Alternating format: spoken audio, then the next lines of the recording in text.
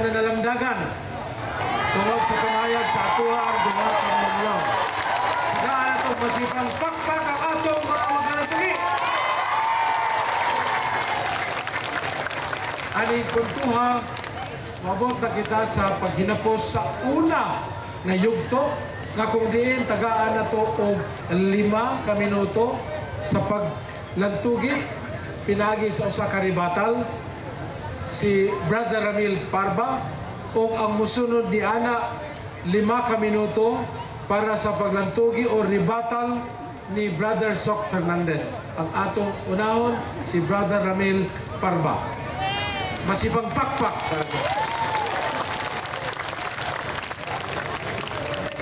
Gamay na rin ako isulti. Total kay ang among mga kababayan, mga tagilungsod, na dungog naman ninyo kung giunsa niya pagtuban, kung giunsa niya pagpamatuon ang iyang baruganan. Ang Iglesia Katolika mao ang tinuod nga gitukod ni Kristo. Ang among gipahayag nga una, walay mabasa sa Biblia nga Iglesia Katolika Apostolika Romana. Sama sa akong giingon, kana nagsugod sa pagbag-o, sa pagtulunan ni Ignacio, gidugang, gisulod, giimbento ang pangalang Katolika. Ang pangalang Apostolika, sabi na rin ng pare, o ng kanilang libro, Konsilyo sa Nicea, 325 AD. 1545, idinagdag ang pangalang Romana. And the official name, yan ay ipinasok noong 1870 sa Konsilyo sa Vatikano. Kana pagtulunan nagikan lamang og minaumao sa mga obispo, dili na maoy gitudlo ni Kristo. Kay sama sa Giingon sa librong Katoliko, ang pangalang Katolika hindi ginamit ng mga apostol at lalong hindi ginamit ng ating Panginoong Hesukristo.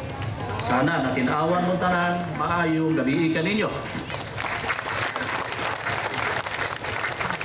Daghang salamat, Brother Ramil. Karon atong umulong, atong sugaton sa masipang pakpak, Bro Sok Fernandez.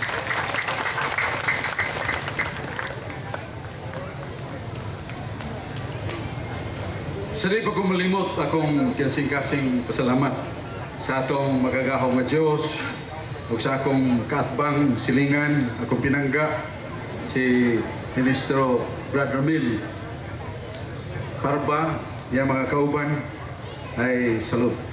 The moderator ay admire. Ang akong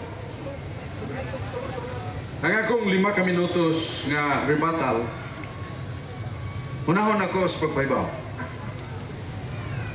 Nga kanang word nga Ecclesia Catholis, nga iya yung ipagkita ni Brother Mel. Nasa Biblia. Nasa buhat 9:31. Nga sa pinulungan nga Grigo, nagingon, Himenon, Ecclesia Catholis days. Judayas, kay Galilayas, kay Samarias, ikinin, irinin, o ikong modo mo, momini. So duha ka pong Ecclesia Catholis diha sa buhat 9:31. Ecclesia Catholis, duha ka word. Ang cath, that is genitive case, preposition. Ang holis, that is adjective, singular, feminine, genitive case. And these two words are used like overall. It can be used as a noun, it can be used as adjective. So, Ecclesia Catholis, kanita mag-isag, asa gyud babasa sa Biblia nga Grigo, ako nang ipawahi. Kay di na ako ipawahi, lagmit iya na sining kulitugon ug dag-on sa sinayok na pagpamuna-huna, nawa ko sa Biblia. Nga sa Biblia! Sila ako na naman nani, arangkil na ko gamay. Ay, manapin niya ka dito. Kunya, akong ipamutanan ni Brother Ramil, very vital question. Kinsay nagtukod sa Iglesia Katolika? Wa pamutanan kinsay nagngan. When you look into the word establish or to found, to give the first existence. That is the meaning of to establish, kinsay nagtukod. To give birth of existence of anyone, an institution. Ang pangnaan, lain na, using word or looking suitable word to be bestowed upon anyone, place, or a person, or a thing. Lain ang pangnaan, lain ang pagtupod. Pero ang itubag sa kong pinangga nga igsuon, akong manghod, adi ko kalupig sa kagwapo ini, hey, gwapo mo gini, magtakilid o magtalikod, gwapo lang yapon. Ako magtalikod mo kong gwapo, katubang mo na magsichikito. Bitaw, I would like to tell the people of Dumaguete, as I premise and I will repeat and repeat, I do not like to besmirch the Iglesia ni Cristo. I would not like to gather any word that offend my younger paisano o kauban ako Sugbo. I honor himself in a very strong growth of being a very brilliant minister and debater. So, sa dihang lingo siya nga agong tubag Brad Sox niya itong tuig Sinto City. Kinbinto ni San Ignacio Loyo de Antioquia ang ngalan nga Katolika. Ya ang uban nga mga Apostolika, Romana, gihatag niya sa 1870 ang tibuok. Wa ko mo tanan kinsay nagngan. Ang akong ipangutana, kinsay nagtukod? O si Kristo nagtukod og usa ka iglesia nga alang sa tanang kanasuran. Luke Marcos 11:17. Ang akong balay kung iglesia alang sa tanang kanasuran. Iglesia Katolika, dili iglesia ni Kristo lamang. Iglesia Universal Katolika. Mao nga sa paglantaw nako sa akong igsuon, sibre manghod nako nga daghang espada aron itidbas niya sa akong katarungan. Nakaplagan ako nga ang mga espada dili asero, ang espada pulos lamang pani sa saging, wa makatandog sa akong gipabarog. Gipabarog nako sa Groliers Encyclopedia nga tinukod ni Kristo ang Iglesia Katolika. Ang International Encyclopedia Volume 15 page 520 tinukod Ginong Kristo ang Iglesia Katolika. Mingon siya, wa ko'y dawat, di ko mo dawat anak. Nganong ni dawat magkasimong profesyon as educator nga niyadtong panahon as pag-eskwela nimo nagamit magkag-referensya karon di na magamit og referensya. By the way, I would like to say this evening ug hapon sa na pagkaron nga pasalamat nga atong binayluay friendly, brotherly exchange of notes, truth from the Bible, and we are always one in our love for God, and we have to serve Him, love Him, and love also our neighbors. Salamat! May hapon sana. Ang panginding ato, love one another. Mayong gabi ka na itong tanan, ug niya na kita sa ikaduhang yugto.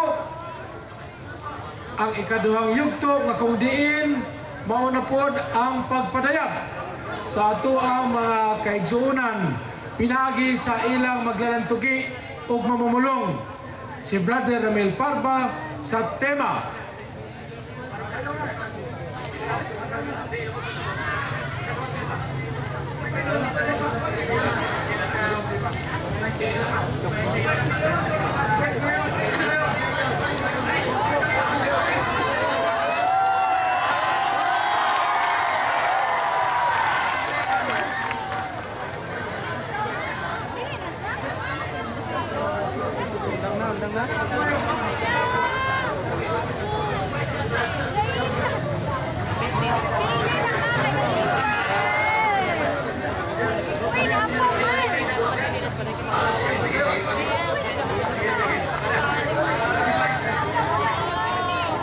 nindot na ni kayo.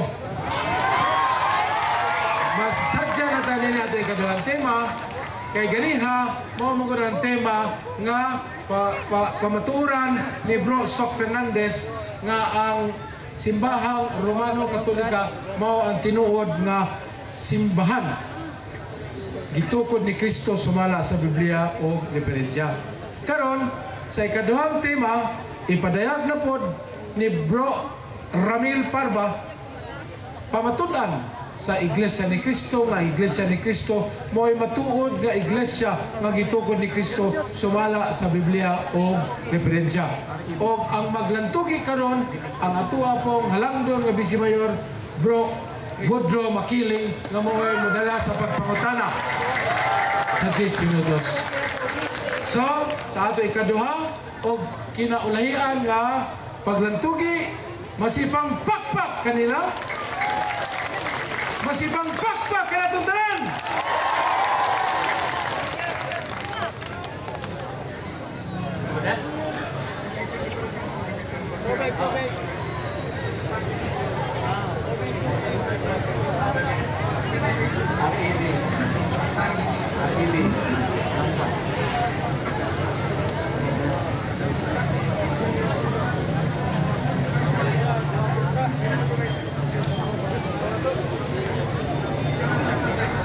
Okay na?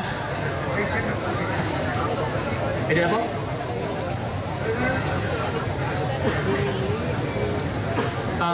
Ipagpadayon na to kining among gipirmahang tema, ikaduhang tema ni. Ang akong bahin ni ining maong pagpamatuod isip afirmatibo. Ganina ako ang negatibo. Ni ining maong paksa ako ang afirmatibo. Ang tema nga gipirmahan namo ni Brother Woodrow, nga Vice Mayor ni ining dapita, pamatud-an ko nga ang Iglesia ni Cristo ang tinuod nga iglesia nga gitukod ni Cristo sumala sa Biblia o mga referensya. Pamatud-an ako ang Iglesia ni Cristo mao ang tinuod nga iglesia subay sa Biblia. Ako laklaruhon sa tema gyud agipirmahan, wala maghisgot ni og iglesia nga bibangon sa Pilipinas. It's very clear. The topic says, pamatudan ko nga ang iglesia ni Cristo ang tinuod nga iglesia ni Cristo sumala sa Biblia o mga referensya. Timanhan na ito mga higala nga ang iglesia nga gitukod ni Cristo gitawag kini sa Efeso 2:20 og templo. Sama gilarawan kini kadtong iglesia kadtong templo nga gitukod ni Hari Solomon. Giingon sa ubang sitas nga matud pa ni Hari Solomon, gitukod po akong pagatukuron ang balay, ang templo. Pero dili siya ang aktual nga tuagyod sa kumbaga sa atong parnahon karon termino, dili siya maoy nag-bulldozer. Dili siya kung sa panahon nato karon, dili siya maoy naggabas.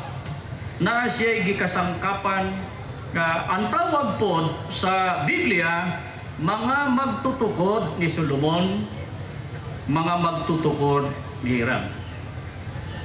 Magtutukod po, pero sila ang aktual nasa field. Pero giingon ni Hari Solomon, tukuron niya ang balay o ang templo.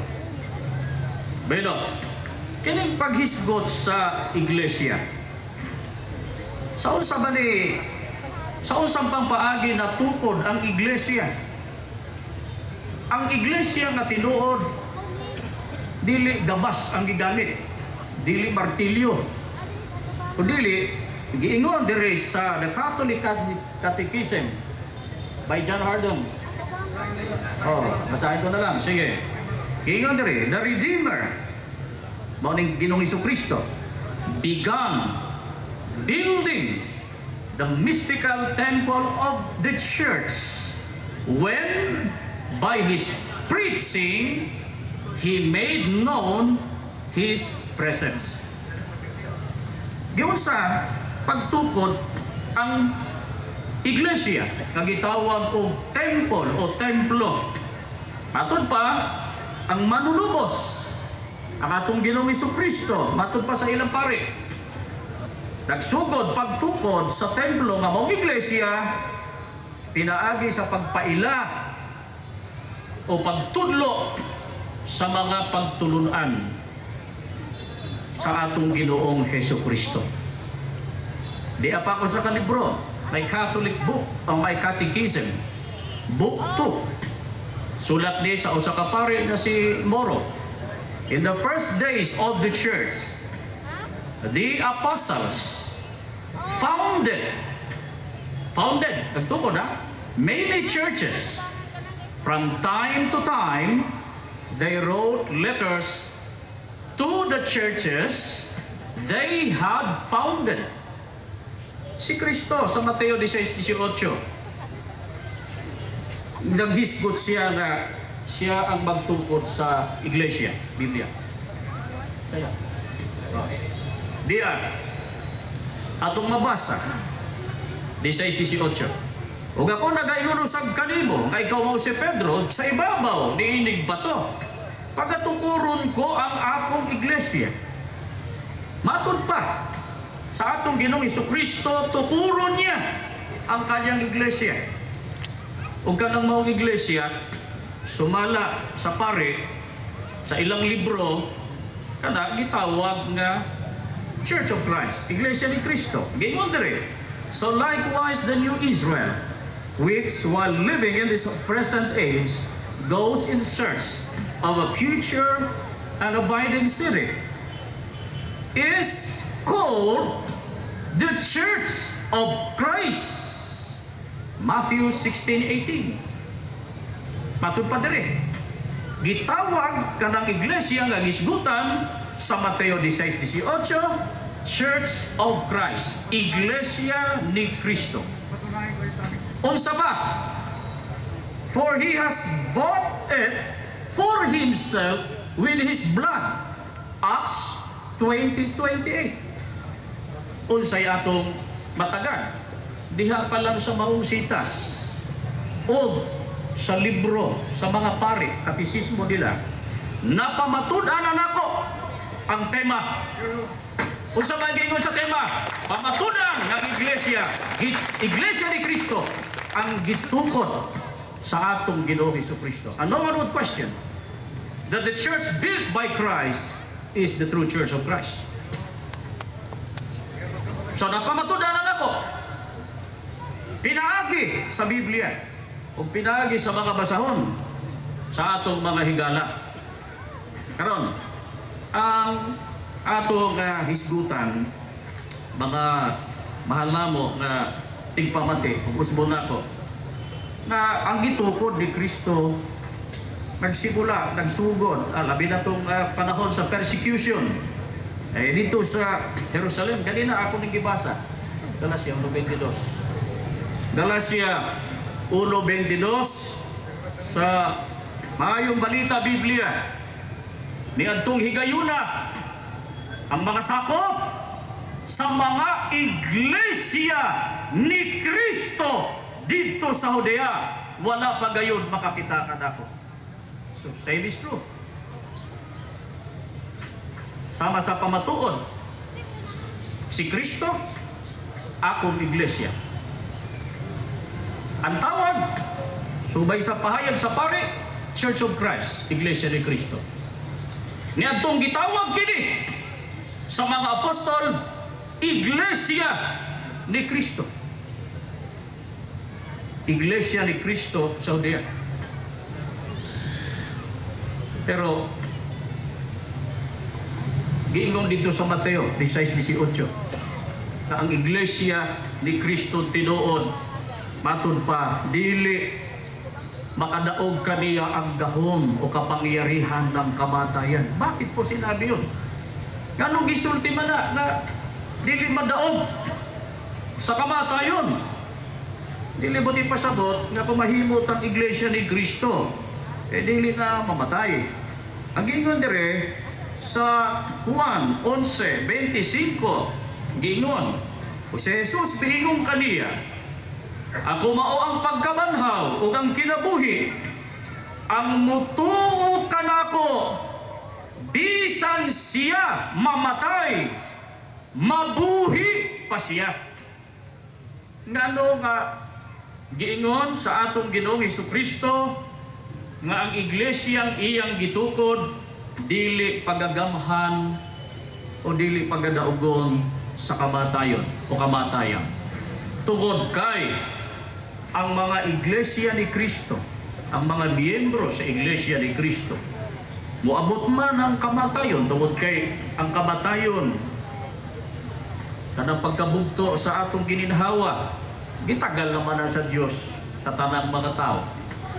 Pero ang hiyas sa matuod nga iglesia, mamatay man ang mga miyembro, una silang pagabanhawon. Ani sa unang Tesalonica 4:16, ani ang atong mabasa na pahayag ni Apostol Pablo.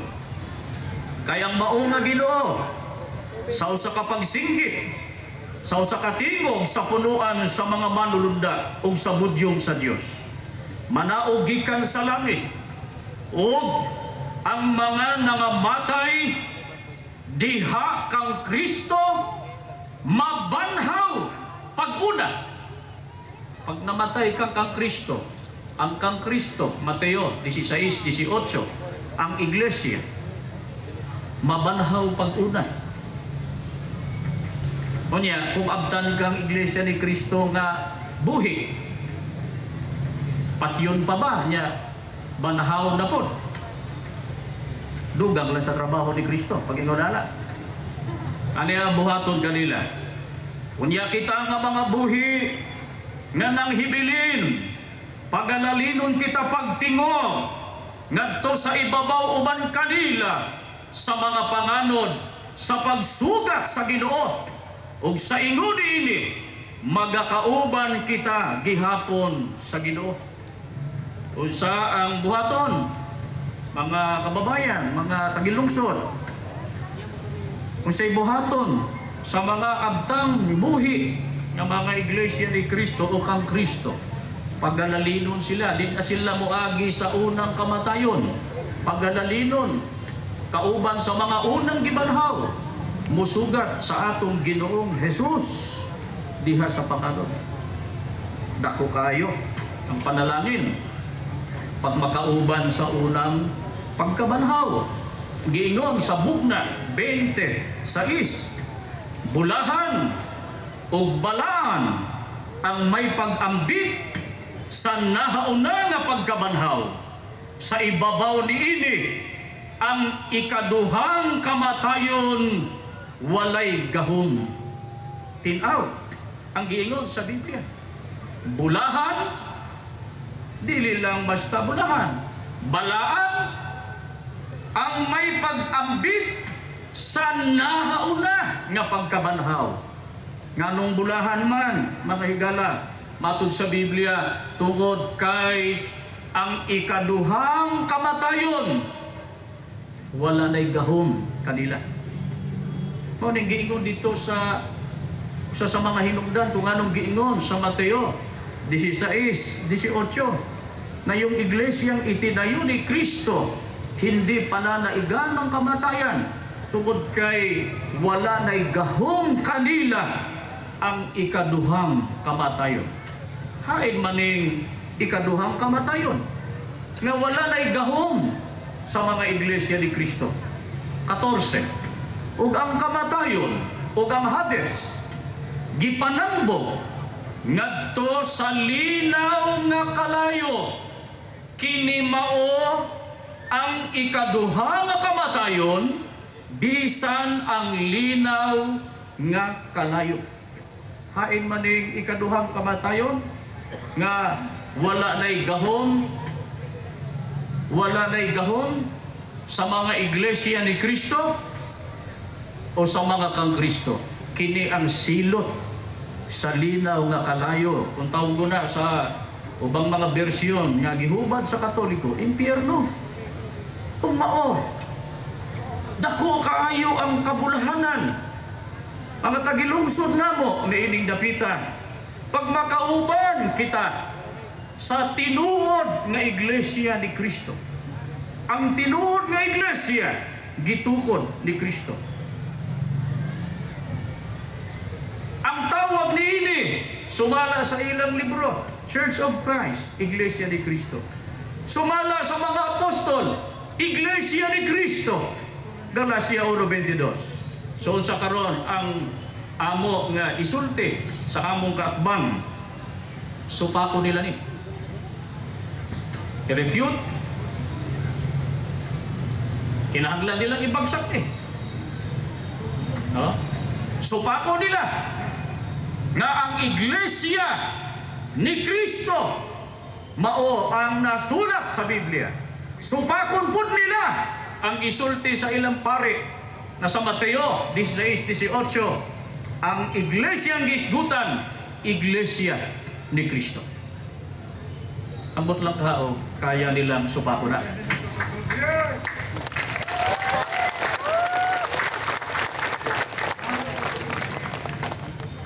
Ngamingon ang uban nga kamurday maluwas, dili demi intra. Mao na gikasukan sa ubang mga tao sa Iglesia ni Cristo. Dili nila madawat tungod kay nagtuo masad kuno sila sa Ginoong Hesukristo. Pero tanong, sumasampalataya? Mituo ka ba kang Kristo? But what kind of Christ do you believe in? Unsang matang Kristo ang imong gituhuan? Ang imong bang gituhuang Kristo? Kristo nga dunay gitukod nga iglesia o walay gitukod nga iglesia?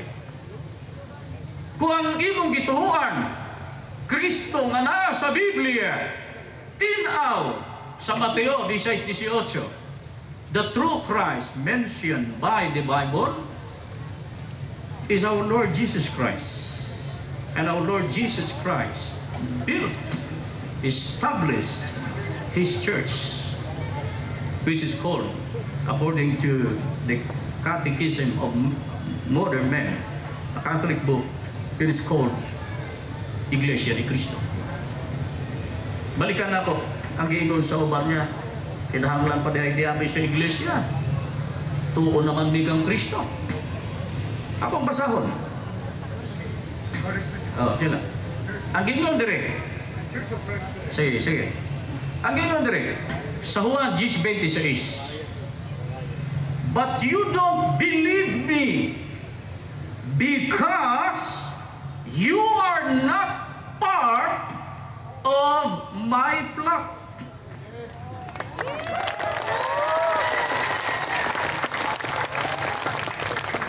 Matod pa sa atong Ginoong Kristo, binasayon nato. Wala mo mutuon ako. Tungod kay dili ka mo bahin o kauban sa akong panon.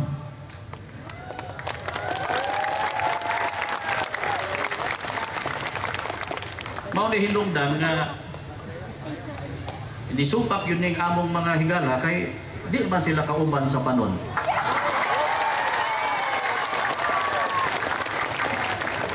Hain man dining panon, hain man ning flock, nagisgutan. 20-28. Brother Joe, no na ba tayo pisita? Sige, dali lang sa translation from the Pisita, Acts 20:28. Ang gingon diri, take it therefore to yourselves and to all the flock. Yan ang kawan, panon, over which the Holy Spirit has appointed you overseers to feed the church of Christ. The church of Christ, which He has purchased with His blood. Church of Christ, Norlis Simplified. Yan na siya mga. Meron dyan. Timana na to. Church of Christ, Iglesia ni Cristo, monay panon. Let us not forget what our Lord Jesus Christ said in 10:26 in the book of John. You do not believe me because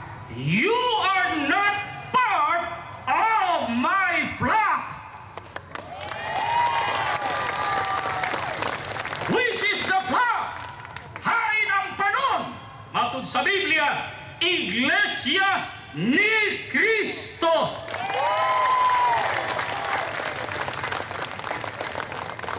Mao ni tinuod nga Kristo pagitudloy sa Biblia. Kanang Kristo nga dunay gitukod nga iglesia. Iglesia ni Kristo ang gitukod. Supako nila ang gitudlo sa balaang kasulatan. Busa giingon sa atong Ginoong Jesucristo. It's the invitation of Christ to those who aspire to be saved on the day of judgment. Para sa mga tao nga gustong maluwas. Ang gisgutan namong kaluwasan, Roma 5:8-9, silot kini nga umalabot sa pagbalik sa atong Ginoong Jesucristo. Hapit na kanang pagbalik sa atong Ginoong Jesucristo. Kay matud pa sa atong Ginoong Jesucristo. Pag nakita ninyo kining mga butanga, hain man, mga linog, kagutom, kalisdanan, mao na'y mga timaan, hapit na ang pagbalik sa atong Ginoong Jesucristo. Sa among pangutana sa mga tagilungsod ni ining dapita sa Dumaguete, kanus aman mo muliho. Kanus aman kamo mutikang. Kanus ninyo buhaton ang paglakang para kamo makasulod sa matuod nga iglesia na mao ang iglesia ni Kristo.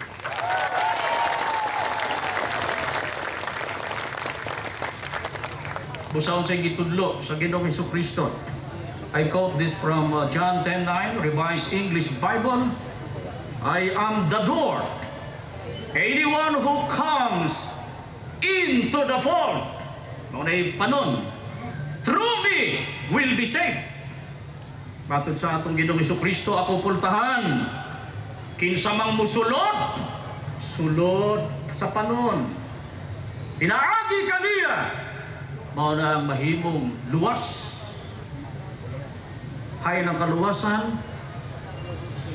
sa silot pag-abot sa adlaw sa pagbuo. Mao ni hinungdan sa amo nga pagdepensa sa pagtuo namong mga iglesia ni Kristo. At the same time, this is also the reason why we expose the falsity anang mga kasaypanan sa ubang relihiyon. Dili ang gusto lang nga, gusto namo nga awayon mo. Sakito ng inyong pagbati. Most of us, mostly members of the Iglesia ni Cristo, gikan mi sa simbahang Katoliko. Pero nganong kami di ana sa Iglesia ni Cristo. Christ said, I am the door. Ako pultahan. Ang musulod sa panon, mao kini ang maluwas.